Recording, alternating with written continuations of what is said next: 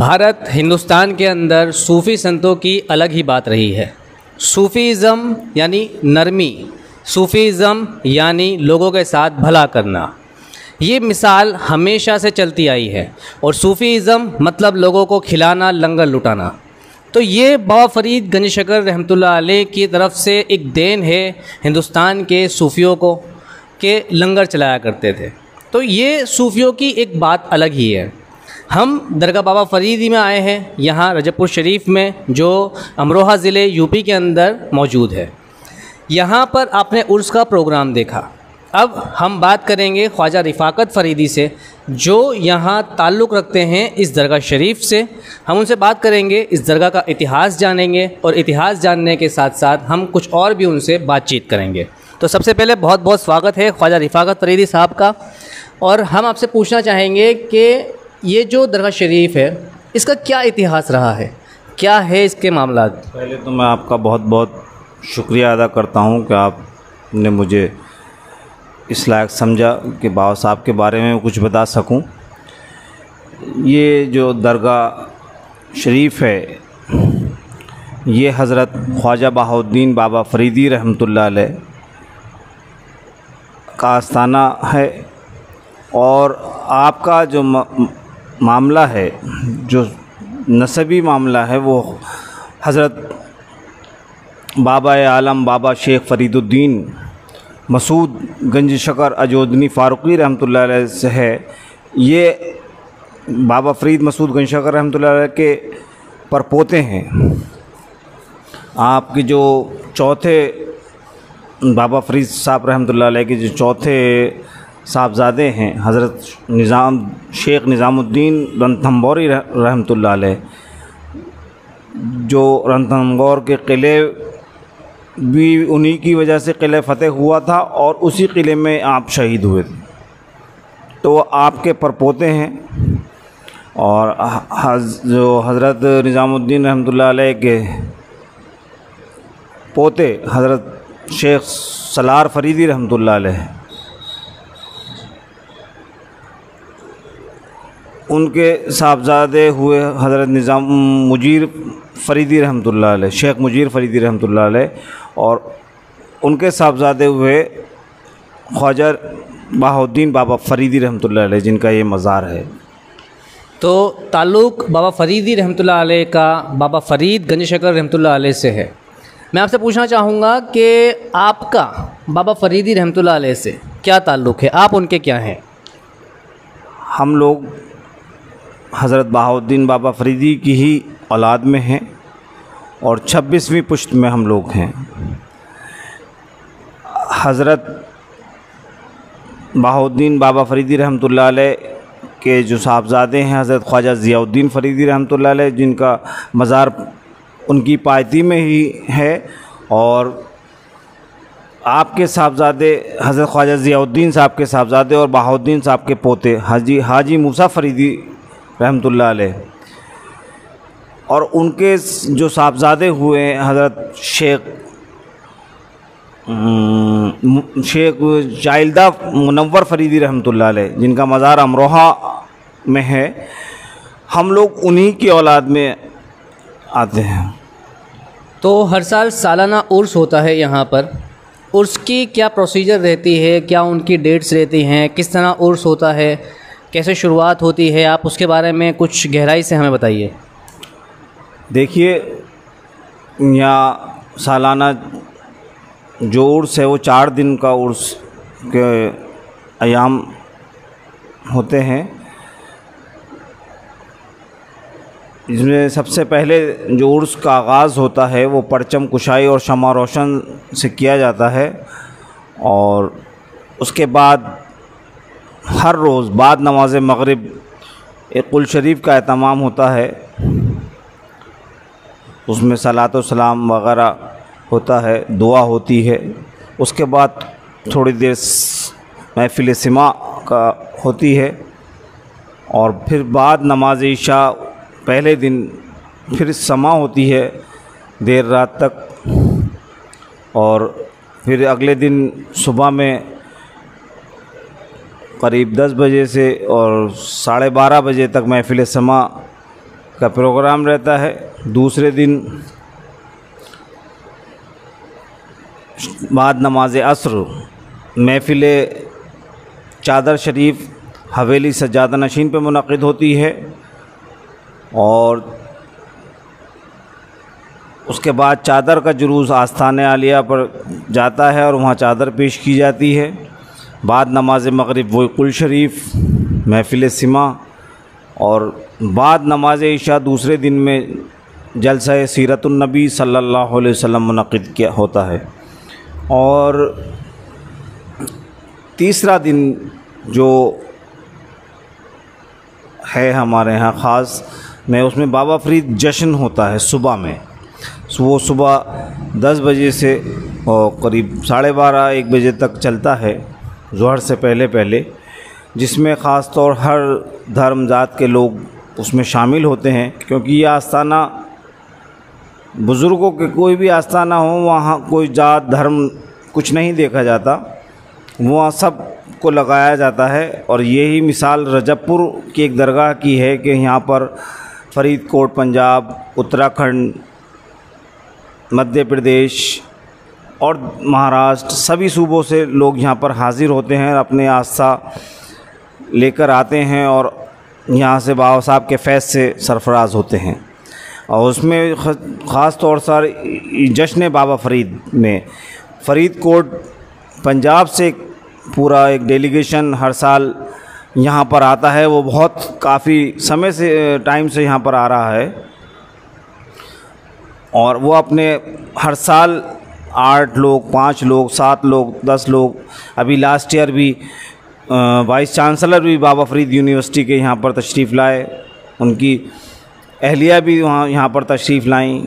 और इसके साथ वहाँ पर मेनली एक जसवंत सिंह कुल साहब हैं, उनके उसमें ये पूरा डेलीगेशन आता है और वो जश्न में उनको दरगाह की तरफ से प्रेम भेंट भी दी जाती हैं, सम्मानित किया जाता है उन लोगों को, दस्तारबंदी उनकी की जाती है, जिससे आपसी भाईचारा कायम रहे, एक दूसरे के साथ मिलजुल कर रहें। ये संदेश यहाँ से दिया जाता है, अमन शांति रहे, ये संदेश उस जश्न के बाबा फ़रीद के माध्यम से हम लोग देते हैं। और बाद नमाज असर हमारी बड़ी हवेली से महफ़िल चादर, बड़ी चादर शरीफ का प्रोग्राम होता है, जिसमें ख़ास तौर से एक ख़ानदानी जो ख़िरक़ा जुब्बा शरीफ है वो ज़ेबतन साहिब सज्जादा को कराया जाता है। बाबा साहब के 99 नाम और बाबा साहब का शजरा उसमें पढ़ा जाता है। उसके बाद कव्वाली होती है और उसके बाद चादर का जुलूस आस्थान आलिया पर जाता है, वहाँ पर ग़िलाफ़ पेश किए जाते हैं। इस चादर शरीफ में मेनली सरकार बाबा क़ुतबुद्दीन बख्तियार काकी रहमतुल्लाह अलैह महरेलो शरीफ से हर साल मज़ार शरीफ पर पेश करने के ग़िलाफ़ आते हैं, वो ग़िलाफ़ पेश किए जाते हैं यहाँ पर। और उस बाद नमाज मग़रिब आस्थान आलिया में हल्क़ा ज़िक्र होता है और वो हल्क़ा ज़िक्र दरगाह शरीफ से हमारी खानका तक आता है, यहाँ जहाँ हमारे खानका तक आता है। और उसके बाद यहाँ से फिर हज़रत गरीब नवाज़ रहमतुल्लाह अलैह के से जो एक ग़िलाफ़ यहाँ के लिए हर साल आता है, उसको दरबार शरीफ में पेश किया जाता है। और उसके बाद नमाज इशा महफ़िल सिमा का इनक़ाद होता है और जो पूरी शब चलती है।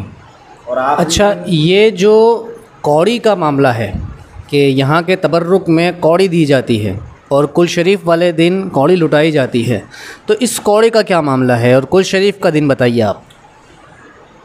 हमारा जो इसमें चाँद की तारीख़ें जो हैं उर्स की अयाम की मैं बताना आपको भूला था, इसमें 12, 13, 14, 15 सफ़र,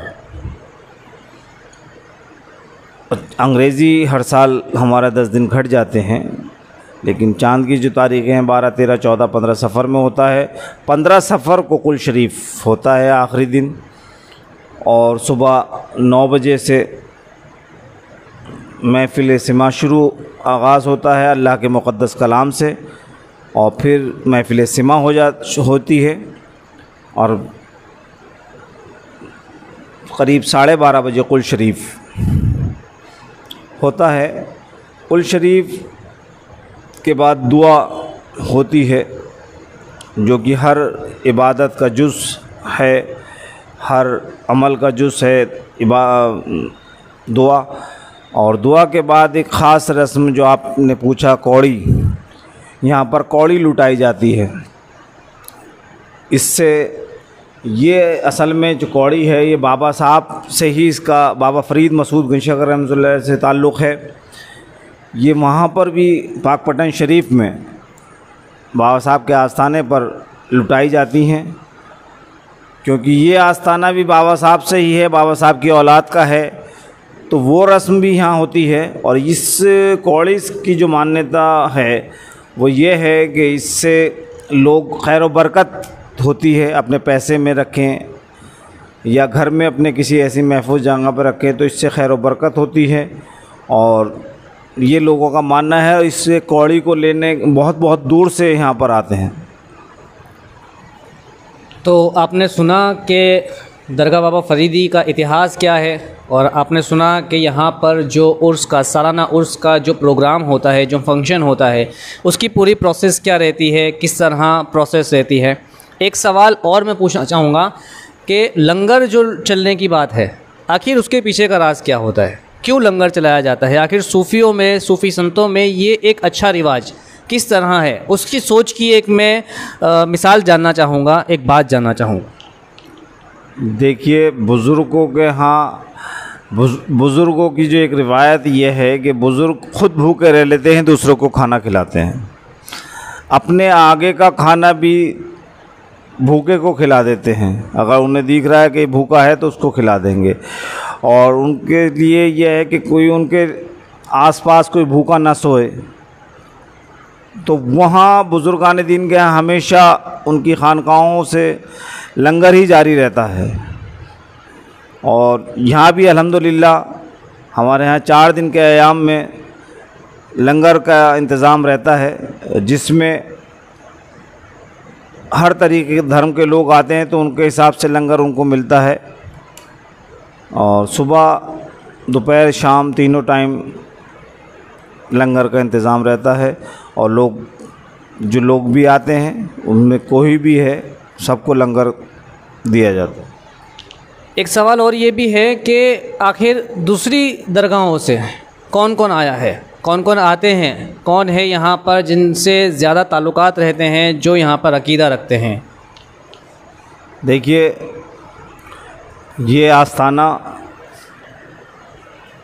क्योंकि बाबा साहब से इसका ताल्लुक़ है, तो हज़रत बहाउद्दीन बाबा फ़रीदी रहमतुल्लाह अलैह रजबपुर, अमरोहा, मुरादाबाद, रामपुर, बल्कि पूरे बर्र सग़ीर में एक अहम चिश्तिये सिलसिले की शख्सियत हैं, जिनकी शोहरत पूरे हिंदुस्तान में है। और यहाँ पर हिंदुस्तान की मुख्तलिफ़ दरगाहों से लोग हाज़िर होते हैं, ख़ास तौर से अजमेर शरीफ से भी हर साल या किसी साल नहीं भी आ पाते हैं, कोई ना कोई साहबजादगान वहाँ से दरगाह से हाज़िर होते हैं। और हज़रत महरौली शरीफ से भी, हज़रत क़ुतबुद्दीन बख्तियार काकी रहमतुल्लाह अलैह से भी, कलिया शरीफ से भी इस बार जो मौजूदा सज्जादा नशीन है हज़रत क़िबला ख्वाजा हज़रत अली मंज़र एजाज़ क़ुद्दूसी साबरी साहब, उनके ब्रादर यावर मियाँ और यासिर मियाँ यहाँ पर तशरीफ़ लाए उर्स के तीसरे दिन, और उन्होंने हाज़िरी दी। इसके अलावा आसपास के अमरोहा, मुरादाबाद, रामपुर, संभल, बदायूं, बरेली, दिल्ली और मुख्तलिफ़ जगहों से लोग यहाँ पर हाज़िर होते हैं, और सजादा नशीन भी आते हैं उनमें, और सिलसिले के तमाम सिलसिलों के लोग भी यहाँ आ जाते हैं। हर सिलसिले का आदमी यहाँ पर आता है, वो किसी भी सिलसिले में है, लेकिन जो अक़ीदत बाबा साहब से रखता है वो यहाँ पर ज़रूर हाज़िर होता है। एक पैगाम में रिफ़ाकत फ़रीदी साहब से चाहूँगा कि वो हमारे व्यूवर्स को भी और हमारे भारत देश की आवाम को अपने खानका, अपने बारगाह, अपने आस्थान आलिया की तरफ से जो पैगाम देना चाहते हैं वो उनसे मैं ज़रूर सुनना चाहूँगा। देखिए, ये बुज़ुर्गों के आस्थाने हैं, ये लोगों को जोड़ने का काम करते हैं, ना कि तोड़ने का। हमारे बड़े बुज़ुर्ग हज़रत बाबा फ़रीद मसूद गंज शकर रहमतुल्लाह अलैह की बारगाह में किसी ने कैंची पेश की तो आपने उसको लेने से मना कर दिया और आपने फरमाया कि आप मुझे देना चाहते हो तो सुई धागा दे दो। हम जोड़ने का काम करते हैं, सीने का काम करते हैं, काटने का काम नहीं करते हैं। तो ये वलियों के आस्थाने हैं, इनको इनमें जोड़ा जाता है ना कि तोड़ा जाता है। और मैं ही चाहता हूँ कि इंसानियत सबसे पहले है, अमन व अमान सबसे पहले है। अगर आप इंसानियत नहीं है आपके अंदर, आप कितने बड़े हों, कितने बड़े धर्म के मानने वाले हों, वो किसी भी धर्म से हों, आप कुछ नहीं हैं। अगर आपके अंदर इंसानियत नहीं है, आपके अंदर भाईचारा नहीं है, आप किसी के दर्द को नहीं समझ पा रहे हैं, तो आपका कहीं भी जाना, कितना बड़ा होना, कितने बड़े धर्म से मौलवी होना या देवता होना, कोई कुछ नहीं है, सब बेकार है। वलियों के आस्थाने में और हमेशा यही मैसेज रहा है कि आप सबको जोड़ें, किसी को ना तोड़ें। तो सुना आपने, यहाँ हमारे साथ ख्वाजा रिफ़ाकत फ़रीदी साहब हैं। कितना अच्छा मैसेज खानका की तरफ से उन्होंने दिया है और आपने खानका के बारे में, दरगाह शरीफ के बारे में पूरी डिटेल आपने उसके बारे में जानी। आपको वीडियो पसंद आई है तो वीडियो को लाइक ज़रूर कीजिएगा, शेयर ज़रूर कीजिएगा, हमारे चैनल को सब्सक्राइब भी ज़रूर कीजिएगा। बहुत बहुत शुक्रिया।